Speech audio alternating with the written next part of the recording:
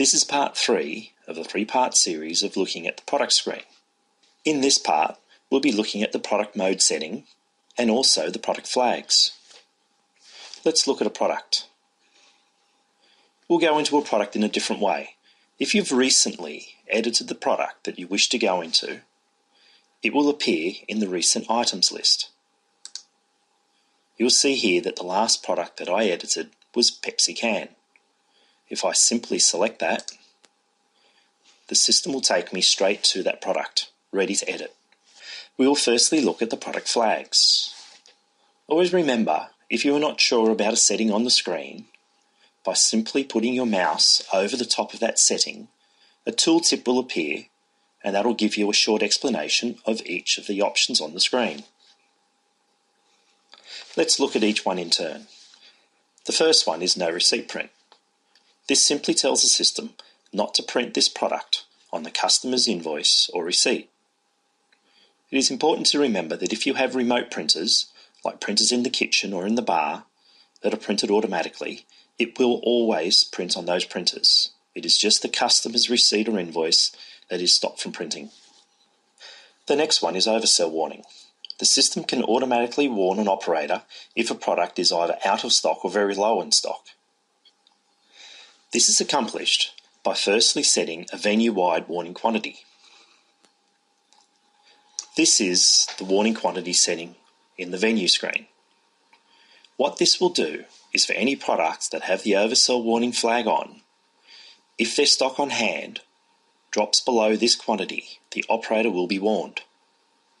This is useful in a restaurant environment where there might be a limited number of servings available and the operator can warn the customer that there is none left or very low quantity left. The next one is flow metered. This is when the system has a link to a dispense system. A dispense system tracks the actual amount of liquids that is sold through a beer tap or maybe a spirit tap. If this flag is on, the system knows to track the difference between the actual quantity sold and the amount poured. The next flag is partial quantity allowed. By default, at a till, you will only be allowed to sell whole quantities. If you turn this flag on, any product with it on will allow you to sell partial quantities, 1.5, 2.8, etc. The next flag is actually a series of flags. No account discount. If I click on it, you'll see that the 10 sizes appear. This enables me to determine whether I allow an account discount on each of the individual sizes of this product. If I don't want an account discount on any size, I simply turn on all the flags. Or I may only determine one flag on or 2 flags on. The next flag is non-stocked. This is a very important flag within the system. As the system is primarily a stocking system, it will keep track of all stock movements of every product.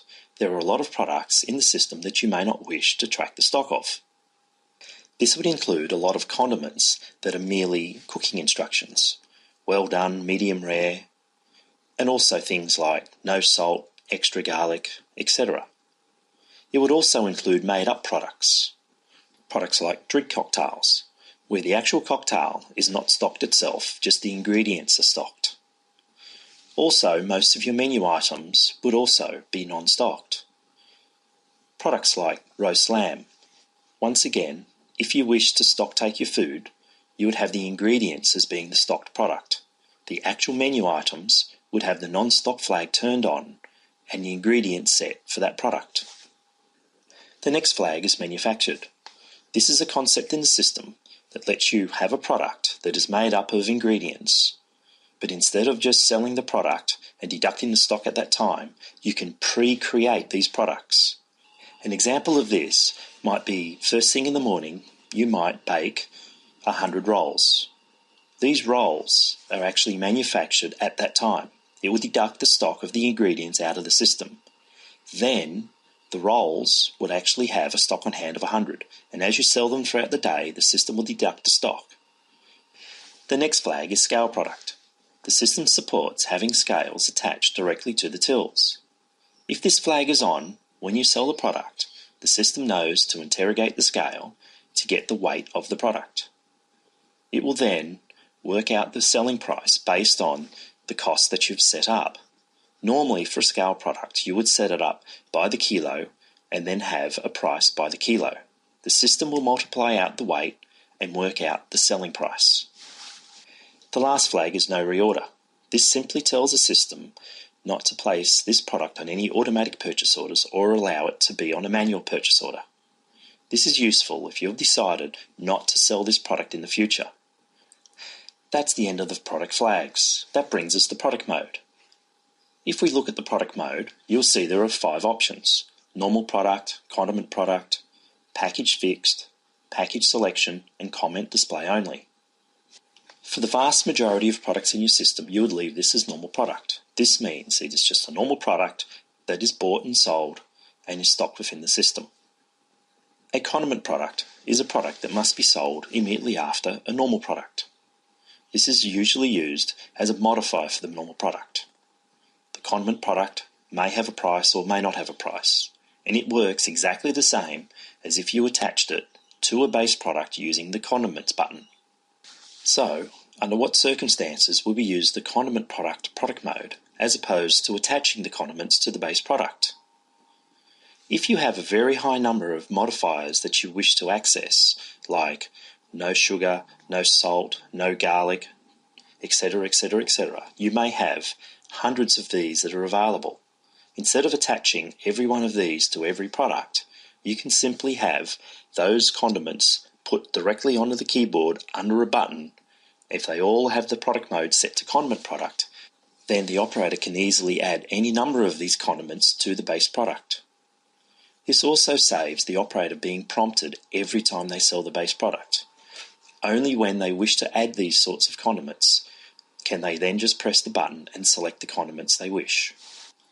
The next 2 selections is package fixed and package selection.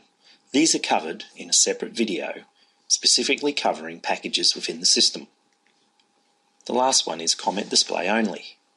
This is very powerful and allows you to have buttons on the till which will bring up text instructions for the operator. Let's look at an actual product that is set up as a comment display only. Here we have a product called store opening. It is set to comment display only, and in the comments you'll see that I have instructions that I wish my operators to do each morning when they open the store. Let's now see how this would show on the till. This is the till that the operators would see when they log in the mornings. You'll notice that I have a button here called Store Instructions. When they click on this button, it'll show all the products within that group. Currently, I have Store Closing and Store Opening.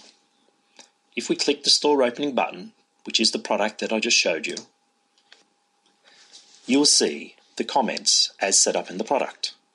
From here, the operator can just read them, or they can select the print button and print them out for future reference. That concludes this video on product mode and product flags.